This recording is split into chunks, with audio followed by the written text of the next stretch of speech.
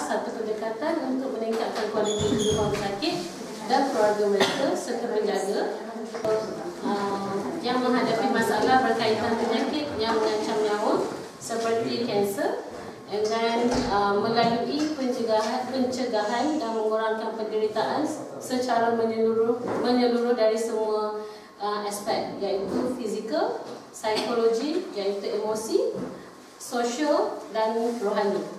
Jadi penjagaan paliatif ini adalah sebenarnya kita hendak memberi kelegaan daripada kesakitan ataupun simptom-simptom atau gejala komplikasi dari pesakit seperti kanser yang mengganggu pesakit lah. So ia adalah salah satu untuk meyakinkan mereka bahawa kematian itu adalah satu proses yang normal, dan masa yang mereka ada adalah bagaimana untuk cara menghargai kehidupan yang mereka ada.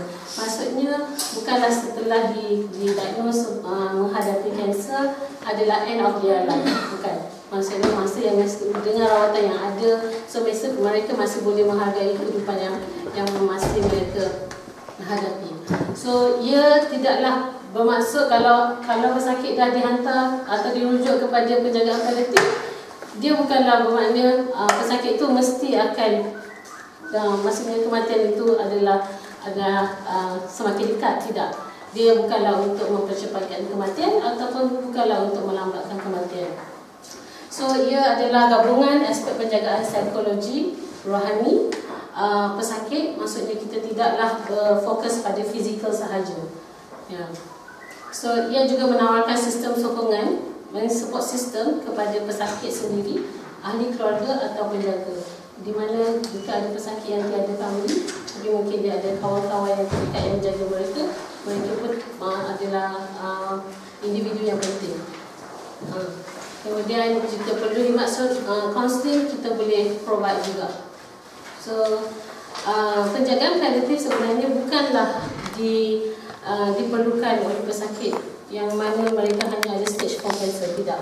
Sebenarnya kalau dari sejak awal didiagnose, pihak tim paliatif juga masih boleh meletakkan diri untuk memberi support melalui rawatan-rawatan yang mereka lalui.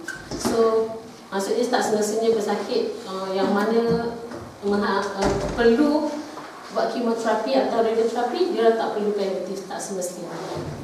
Mengapa penjagaan paliatif adalah penting? Kerana ia adalah untuk meningkatkan kualiti kehidupan pesakit dan ahli keluarga mereka juga. Jadi untuk mereka memahami apakah kehendak keperluan mereka setelah mereka didiagnose penyakit kanser dari semua aspek.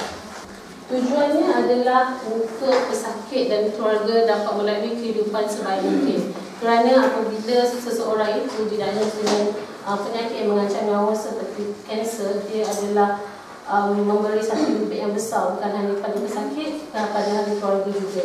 Kadang-kadang keluarga tak tahu macam mana nak jaga pesakit, dan komunikasi antara keluarga dan pesakit juga akan terganggu. Sebabnya kadang-kadang keluarga rasa tak tahu macam mana nak cakap dengan pesakit menjadi terlalu sensitif, tak tahu macam mana nak mengenal pasti apa gejala-gejala yang pesakit akan hadapi.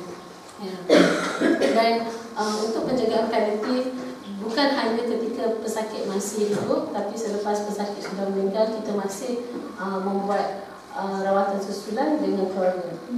Maksudnya kalau misalkan kita rasa keluarga ada potensi untuk menghadapi masalah depresi atau menghadapi masalah untuk mereka melalui proses berkabung itu sendiri. So bagaimanakah kita untuk menguruskan pesakit? Pertama, pesakit sendiri dan ahli keluarga hendaklah berbincang dengan doktor ataupun jururawat anda strategi untuk menjaga pesakit. Contohnya, jika pesakit itu mendapat, contohnya saya bagi satu example, kanser usus. Jadi macam manakah penjagaan pesakit menghadapi kanser usus? kalau dia ada colostomy bag, macam mana untuk cuci. Nampak simple, tapi sebenarnya memberi impak yang besar kepada pesakit dan keluarga sendiri. Jika mereka discharge dari hospital, kami member tak tahu macam mana nak buat. Mungkin nurse ada ajar, tapi hanya sekali ajar mungkin diorang tak praktis, diorang tak tahu. Jadi keluarga, family kena datang berbincang, cakap dengan doktor. Kadang-kadang doktor ataupun nurses rasa kita dah ajar, family member sudah tahu. So kita dari pesakit sebagai keluarga ataupun penjaga pesakit hendaklah mengambil inisiatif untuk bertanya dengan doktor ataupun bertanya dengan jururawat anda macam mana apa plan untuk kita jaga pesakit. Especially kalau kita nak bawa pesakit balik ke rumah. Kemudian informasi apa tentang komplikasi penyakit itu sendiri, apa yang kita kena kenal pasti supaya pesakit ini lebih selesa. Kita nak make sure apa kita punya plan kalau pesakit ini menghadapi komplikasi dari penyakit yang dia hadapi. Contohnya kalau dia kata dia ada sakit, jadi kita make sure yang dia ada ubat tahan sakit supaya dia tak perlu menanggung dia punya kesakitan di rumah. Kemudian kalau dia ada susah nafas, apa yang perlu keluarga buat untuk membantu pesakit mengurangkan rasa susah nafas. Jadi semua planning kena kena berbincang dengan doktor, kena berbincang dengan jururawat. Siapakah yang terlibat dalam penjagaan paliatif? Ia adalah melibatkan pesakit, keluarga, doktor, jururawat dan profesional yang lain seperti fizioterapi, farmasi, because bukan hanya doktor dengan jururawat sahaja yang akan memberi tunjuk ajar kepada keluarga dan pesakit. Fizioterapi yang mana boleh membantu pesakit dan keluarga macam mana untuk improvekan dia punya function ataupun improvekan dia punya physical function untuk dengan keadaan yang apa yang dihadapi sekarang ni.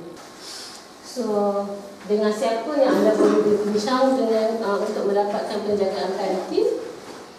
Anda boleh berbincang dengan doktor ataupun pasukan penjaga utama seperti pakar kanser. Kerana pakar kanser ataupun doktor yang merawat penyakit yang mengancam nyawa akan merujuk pesakit itu kepada pihak paliatif, penjagaan paliatif ataupun pakar paliatif.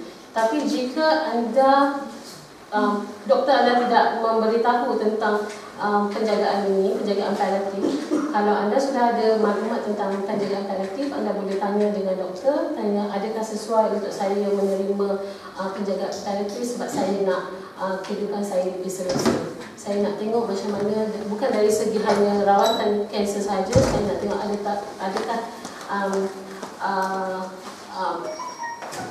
adakah rawatan selain daripada kanser itu sendiri macam kemoterapi yang boleh membantu saya untuk hidup dengan lebih selesa. Di manakah kita boleh memperoleh penjagaan paliatif ini? Pesakit boleh menerima rawatan ini di rumah ataupun di hospital ataupun penjagaan keluarga tua ataupun sekarang ni banyak nursing home.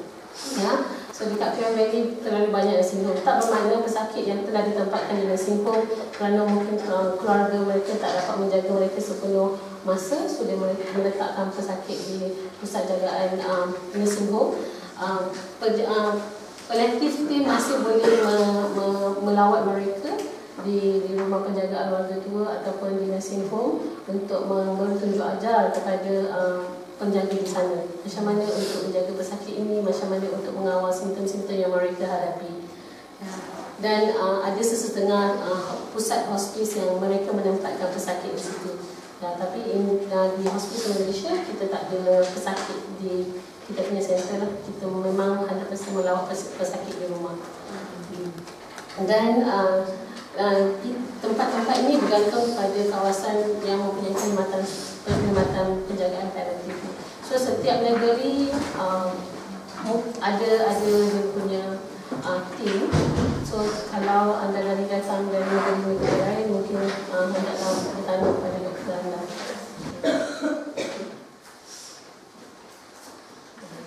Terima kasih. Puan. Ya, ada tanya. Assalamualaikum. Ini kali kedua saya hadir ceramah seperti ini. Jadi saya nak tanya sebab Livingstone,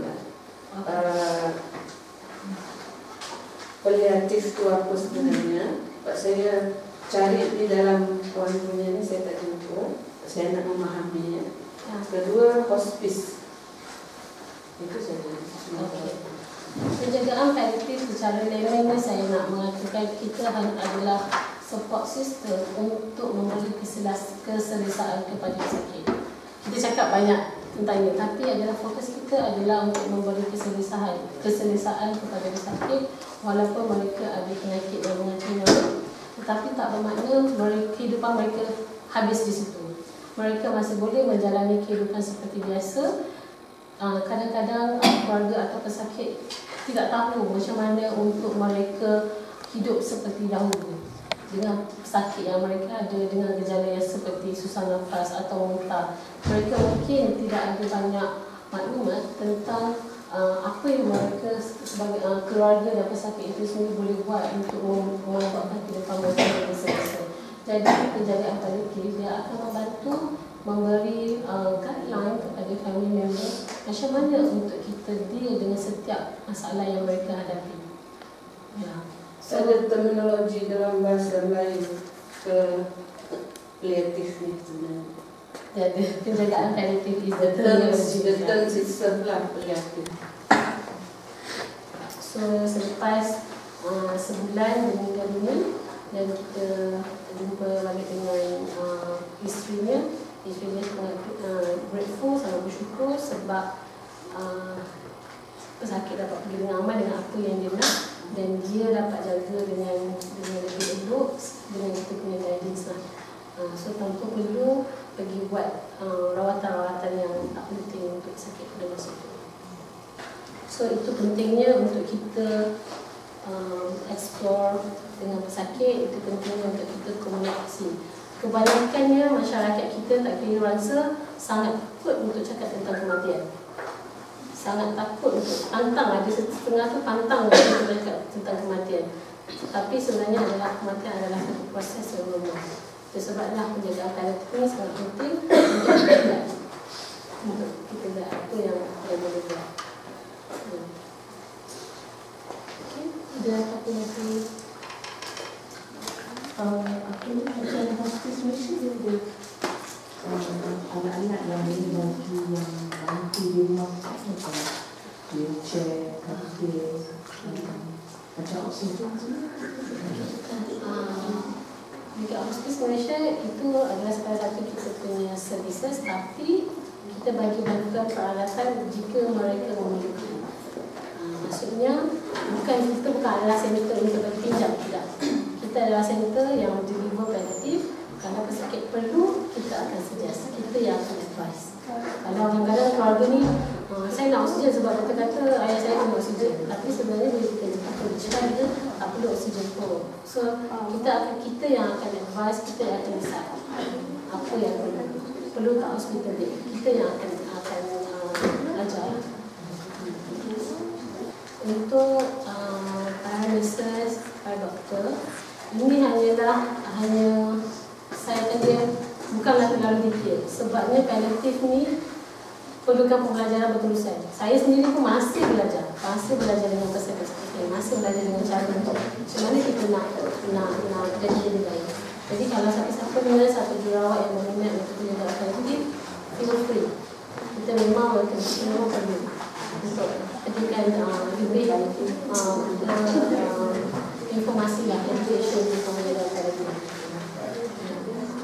Dan untuk orang awam, sebenarnya penjagaan paliatif ni lagi banyak, lagi luas. Tapi yang saya tunjukkan hari ini yang orang kata yang simple, yang ringkas, sedikit informasi. Kalau mahu beri informasi yang lebih lanjut, banyak website boleh beri. Hospice Malaysia website pun boleh. Website Gonzal pun lagi banyak. Tapi saya tak letak kalau di sini. Saya tak ada. Pergi saja hospice, www.hospice.org. Ada banyak informasi di sana lah. Kalau macam sekarang ada yang serta dari luar negeri, dari jual claim belly, Kalau nak tahu ada tak pusat rawatan paliatif di tempat anda, boleh cek juga kita punya website, ada kalau sini.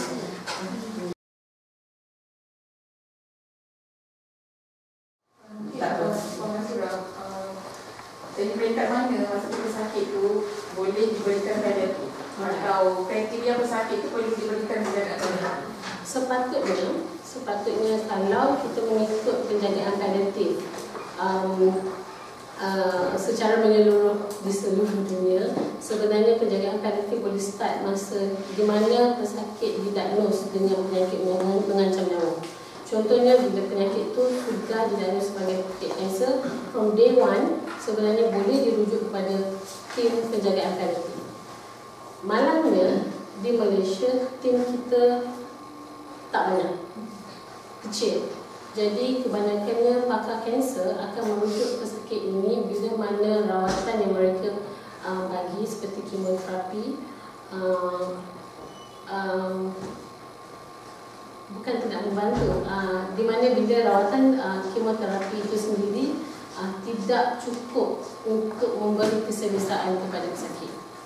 Jadi bila doktor kata saya rasa kita perlu merujuk anda kepada pihak penjagaan paliatif sebab mereka lebih tahu macam mana untuk mengendali simptom-simptom yang pesakit itu ada, untuk memberi kualiti yang lebih kepada pesakit.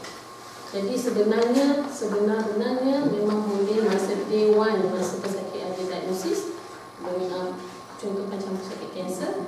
Tapi di Malaysia kita masih biasanya doktor akan bantu bila pesakit rawatan yang sedia ada tidak dapat membantu memberi keselesaan lebih kepada mereka. Hospital mana yang tak ada paliatif? Ada few hospital yang dekat KL, dan ada tempat Selayang, Institut Kanser Negara sendiri, Pusat Perubatan Universiti Selayang, Pusat Perubatan UKM, dan Hospital Kuala Lumpur. Is growing up. Sebenarnya dah lebih kurang 25 tahun di Malaysia. Tapi kesedaran itu tidak banyak. Tapi all these few years semakin banyak orang mengenali apakah penjagaan paliatif. Penjagaan kena masuk buat ke atau di rumah? Tak semestinya. Bisa saya kata ada yang di hospital, ada yang berada di rumah. Macam banyak hospice, bukan hanya hospice Malaysia, ada beberapa hospice lain di Klang Valley yang membuat lawatan ke rumah dan mengajar keluarga macam mana untuk menjaga pesakit. Dan ada juga yang rawatan yang dibuat di hospital. Dan bila mana keluarga tak boleh cope dengan penjagaan, mereka akan jumpa dengan doktor. Doktor kata okey, kita boleh admit dan jaga pesakit. Bergantung pada setengah keadaan. Tapi ada salah satu berita juga bila tengok orang tu dah pergi ke duduk di rumah. Duduk di rumah tu lah yang masalah di rumah tu. Sebab apa dia menghadapi nak kematian kita memang tahu dari tadi tak tahu dia akan mati kan. Tapi dia dah betul betul kita tak menghadapi kerenah dia. Itulah yang pentingnya sebagai ahli keluarga. Bila doktor kata okey bawa balik rumah, sebelum setuju kena tanya doktor apa keperluan. Maka saya kata kita kena rancang strategi penjagaan. Apa yang perlu kita expect ataupun kita jangka yang akan berlaku di rumah. Adakah ubat yang diberikan di belakang pihak hospital mencukupi.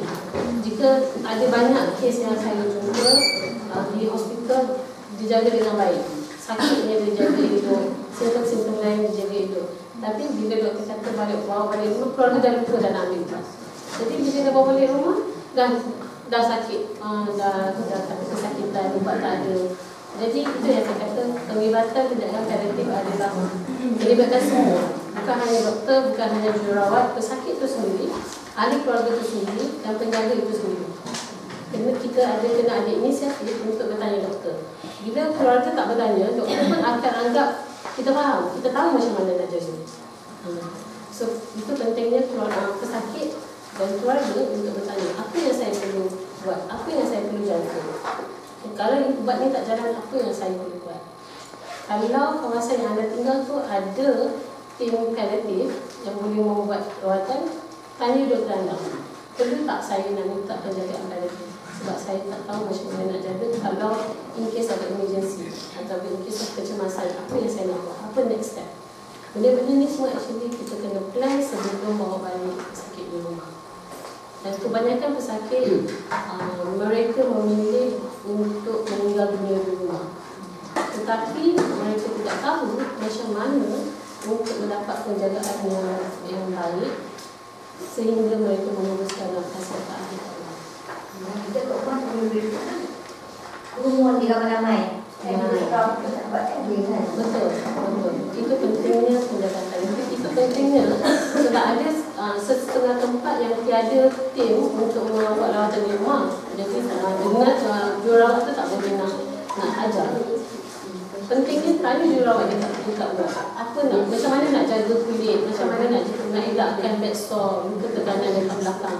Macam mana kalau pesakit ada sakit ubat ni tak jalan, apa yang nak kena buat. Macam mana nak elakkan badan, macam mana nak cuci mulut. Simple benda-benda yang kecil macam cuci mulut nampak senang. Ya, nampak senang. More je dan sudah. Tapi bila pesakit keadaan ni sudah merosot, nak buat kumur tu sendiri memerlukan effort, memerlukan tenaga yang banyak. Jadi macam mana? Jadi jururawat yang ada di sini, doktor yang ada di sini, peranan kita pun adalah penting untuk memberi education kepada penjaga. Sebabnya benda yang simple macam saya cakap, cuci mulut, cuci mata. Family member kadang-kadang bila keadaan melalui masa yang sukar sebab mereka akan kehilangan orang yang mereka sayangi, diorang tak terfikir untuk hanya untuk bersihkan mata, diorang tak terfikir macam mana nak bersihkan telinga, mereka tak terfikir. Jadi benda-benda yang simple itu sebenarnya memberi peranan yang besar, memberi impak yang besar kepada pesakit dan kepada keluarga. Assalamualaikum Puan. Saya ada dua soalan. Soalan macam Puan tadi, untuk mendapatkan rawat ini yang penjagaan paliatif ni ada yang doktor untuk rujukan daripada doktor. Ada kriteria atau kategori pesakit-pesakit tertentu yang akan dirujuk untuk penjagaan ini lah. Tentunya adakah siapa sahaja boleh memohon untuk mendapatkan penjagaan ataupun penerangan ataupun penjagaan lah paliatif ni, dan how to go about ini, macam mana cara tu? So biasanya setiap tim paliatif tu ada cara dia sendiri macam mana dia akan menerima syarat-syarat dalam menerima surat rujukan dari seseorang.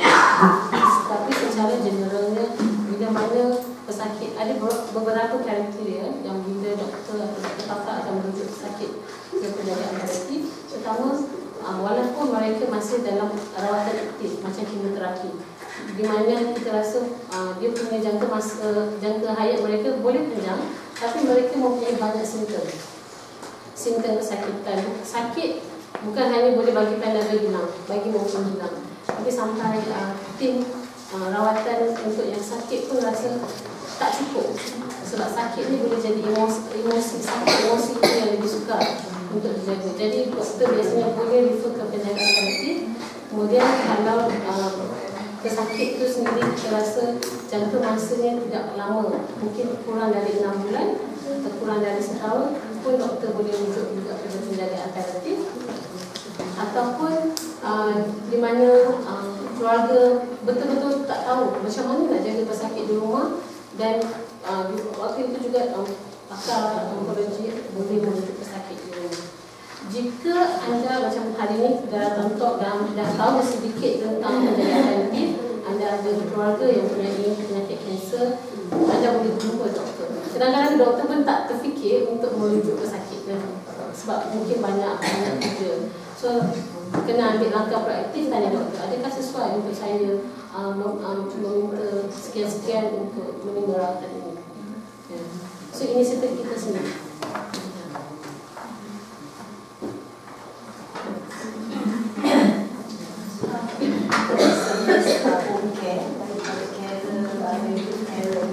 Yang lebih hands-on lah, macam dia full time di home care, macam mana, sama ada private ataupun daripada tim. Ada ke servis home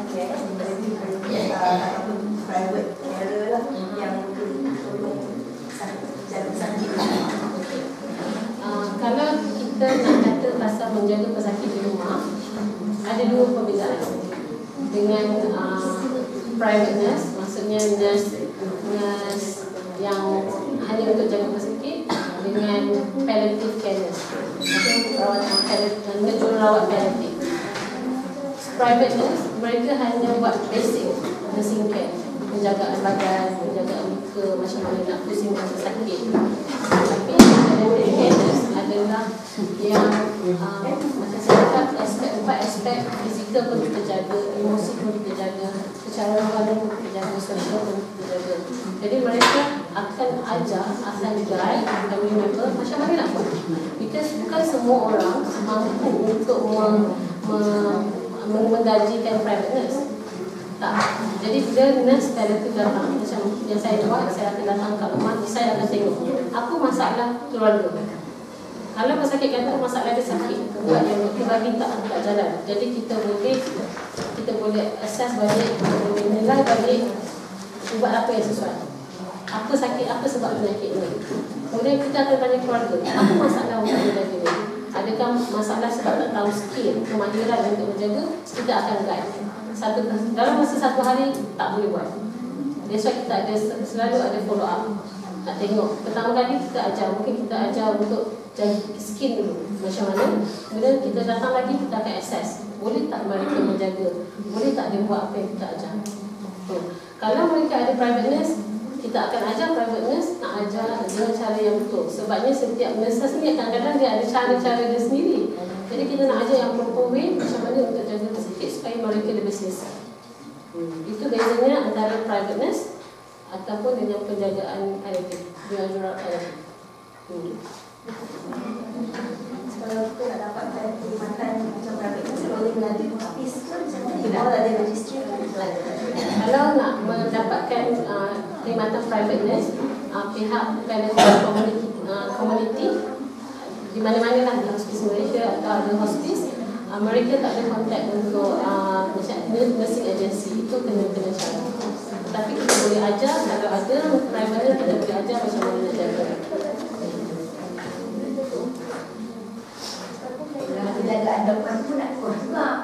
Betul. Nak kos. Mana yang tak tahu, mana yang tak ada ni yang share. Betul. Sebab tu bila saya nak cancel dah kalau dia masuk ikan dulu. Dia suka cabut. Dia cabut. Nak bawa dia kan susah, dia terpaksa keluar pergi. Bagikan kan bawa ke hospital. Di swasta tak masuk. Dah 3 kali buat pun dia macam tu, nama ikat. Dia terpaksa ikat. Dia dah ikat tu, dia betul-betul dia dapat depan. Lama-lama dia dah macam kewangan, dia tak bawa langsung pergi, dia buat cara mati makan dalam air pakai dalam sudu. Itu adalah salah satu contoh di mana penjagaan palliatif adalah penting untuk kita ajar keluarga. Tak semestinya semua pesakit bila mereka di akhir hayat mereka memerlukan dia untuk makan. So kena banyak perbincangan, kena banyak discussion tentang apa yang mereka buat.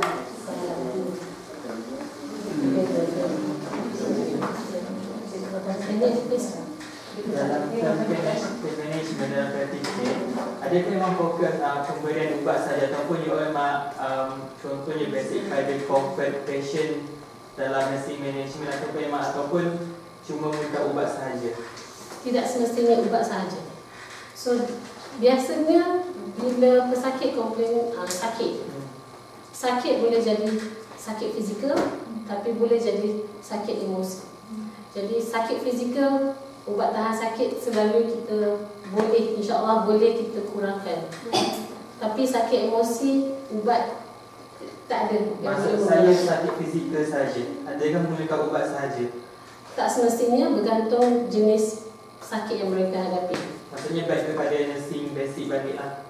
Kita prop up patient ataupun macam sakit perut, kita boleh prop up dia. Okey, itu pentingnya untuk kita assess pesakit apa penyebab sakit perut. Adakah sakit perut sebab dia sembelit? Kalau dia sembelit, ubat tahan sakit tak payah, kita kena settlekan dia punya sembelit. Kanser lah. Ya, so sakit kanser tak semestinya kalau dia kata sakit perut. Kalau contoh dari kanser perut, dia sakit perut sebab sakit kanser, tak semestinya. So pentingnya kita sebagai jururawat, sebagai doktor untuk assess patient apa punca sakit dia yang sebenar. saya ada banyak pengalaman pasien kata sakit perut, ada kanser usus. Pertama kali dalam otak saya tak fikir itu sebabkan kanser. Saya kena check apa punca dia. Adakah position dia, cara dia baring menyebabkan dia sakit perut, adakah sebab dia tak buang air besar. Jadi saya kata mak saya asyik buang air besar, asyik diarrhea, asyik cirit saja. Dah bagi ubat cirit pun tak jalan. Tapi bila kita check sebenarnya bukanlah cirit sebenarnya dia tak berak dan lebih daripada 3 minggu. Jadi najis dan keras kat dalam itu yang dia buat sakit perut. Dan bila kita cek, saya tak akan bagi ubatan sakit. Saya akan settlekan dia punya sebelit kronik, sebelit yang kronik tu dulu. Kemudian bila dah settle, baru patient rasa lebih. So tak semestinya kita tak boleh ada stigma sakit kanser usus mesti sakit perut. Sakit kanser paru-paru mesti susah nafas. Tidak. Sebab sebenarnya yang kita jaga adalah subjektif. Dan setiap sakit atau simptom yang mereka ada, kita kena tahu apa punca dia. Contohnya kalau saya kata pesakit kompleks susah nafas, kita nurses dulu masa saya junior saya fikir mesti oksigen pertama kali, first mesti oksigen. Tak semestinya. Punca susah nafas ada banyak. Kadang-kadang bila diorang anxious, diorang risau, itu dia punya tindakan refleks, diorang akan start susah nafas dulu. Kadang-kadang mungkin sebab diorang kekurangan darah, jadi oksigen pun tak akan membantu banyak.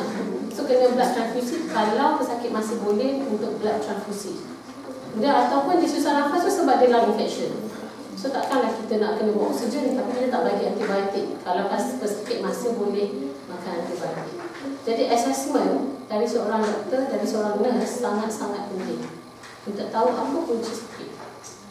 Melainkan after kita dah check semua, bukan sebab anemia, mungkin bukan sebab infection, dan mungkin last kali kita fikir mungkin sebab kanser itu sendiri yang menyebabkan dia susah nafas, dan kita akan gunakan opioid untuk kurangkan rasa sesak nafas. Jadi assessment dari seorang doktor dan nurse tahu punca penyakit itu adalah penting. Tak semestinya bila pesakit itu sakit kanser, semuanya kanser, tidak. So macam contohnya kalau pesakit itu ada back sore, sakit dekat belakang, sakit belakang. Jadi kita ni biasa masyarakat kita bila orang kata sakit belakang dia terus fikir ni sakit dekat tulang belakang ni. Rupanya bila kita cek ada punya luka dekat belakang, luka tu yang buat sakit. Jadi kalau patient pesakit tu baring dekat tempat luka tu mestilah sakit. Betul tak? So bagilah ubatan sakit, mungkinlah kurangkan sikit, tapi masih sakit sebab dia kena tekanan tu. Jadi kita kena kurangkan. Penting untuk kita cari punca apa penyebab terjadi. Contohnya sakit kita tak buang, sakit tak cakap dengan kita kan. Kadang-kadang bergantung pada keadaan pesakit itu sendiri. Ada pesakit dia sedar, ada pesakit dia orang tak sedar. Tak sedar yang dia orang dah buang besar, tak sedar yang dia orang tak buang air besar. So saya tak boleh nak cakap pesakit tahu ke tak tahu, sebab bergantung pada keadaan pesakit itu sendiri. Pasal apa saya tahu saya dulu bila bapak saya sakit kan. Saya merasa sakit hati kan. Dia demam, kan. Dia tak pergi buang air. Dia kan dia bawa apa selalu buang air. Dia kata dia tak lepas. Jadi kita bawa kita dia masalah kencing tu dan kalau kita dah itu kan kita tak akan baik. Jadi masa kita tak tahu dia sebentar kita balik. Lepas tu bila bapak saya demam, saya kata saya cak. Kalau dia demam dia mesti tak kencing. Lepas tu saya rasa hari-hari dia keras. Memang tak kencing. Lepas tu saya bawa ke pergi. Ada ubat jantung saya beli sekali kan. Masuk tu ada kita balik. Kita masuk ke dalam saya tak kencing. Sebab apa kalau dalam 3 hari demam dia akan tak kencing, dia keras hari dia. Jadi kita bawa pergi kita bawa kena kencing kan. Setiap pesakit tu gejala-gejala dia lain, penyebab gejala tu lain. Jadi rawatan tu lain. Tak semestinya sakit mesti buat tahan sakit, tak semestinya.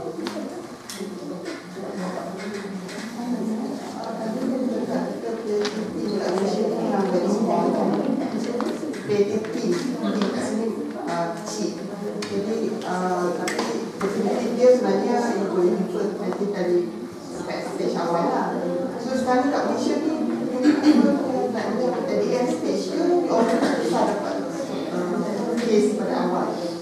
Ada titik-titik yang sekarang ni macam saya explain tadi, kebanyakannya bila mereka ada gejala yang susah nak awal, walaupun dan kebanyakannya doktor akan refer to end stage. saya tak pernah dengar cerita pasal dia tim. Saya dah dapat tahu pun daripada sebab kawan saya pun saya cancer dan last stage baru dia refer to the itu je saya tahu. So saya got impression that kita ini untuk memang stigma masyarakat kita macam tu sebab kita punya tim kita kecil. Tapi kalau di luar negara yang dah develop, collective team diorang sudah well develop, dari day one diorang telah develop. Kalau patient yang stage awal, kalau dia minta doktor refer to our team, diorang still accept ke ataupun macam no? Biasanya doktor onkologi, pakar onkologi pun kata tak perlu. Tapi insyaAllah in the future kita harap kita punya penjagaan paliatif di Malaysia boleh berkembang maju dan boleh jaga untuk pesakit-pesakit. Boleh, it's okay. Important because especially kalau kita kerajaan, doktor busy, doktor perlu. Yang satu ni first time, tak tahu nak buat, tak tahu advice. Kalau kita bisa berhenti dari dia tahu lah apa tu. Kalau dia dah swasta dah doktor detektif dulu dia tahu macam kan. Kalau government hospital lah saya. I do agree with you. I do agree. Kalau kita boleh jaga pesakit dari awal, sebab ada data menunjukkan, tapi research ni dibuat di luar negara lah. Pesakit yang hanya menerima rawatan kanser tanpa paliatif dan pesakit yang menerima grup satu lagi yang menerima rawatan kanser dan rawatan awal dan penjagaan paliatif, mereka mempunyai survival rate yang lebih tinggi, kualiti kehidupan yang lebih tinggi. Harap sebenarnya lebih banyak Malaysia akan lebih banyak kesedaran, tim akan jadi lebih besar dan kita boleh menjaga banyak sakit. Selain hospice Malaysia, organisasi yang mana? Ada beberapa organisasi lain penjagaan paliatif di komunitas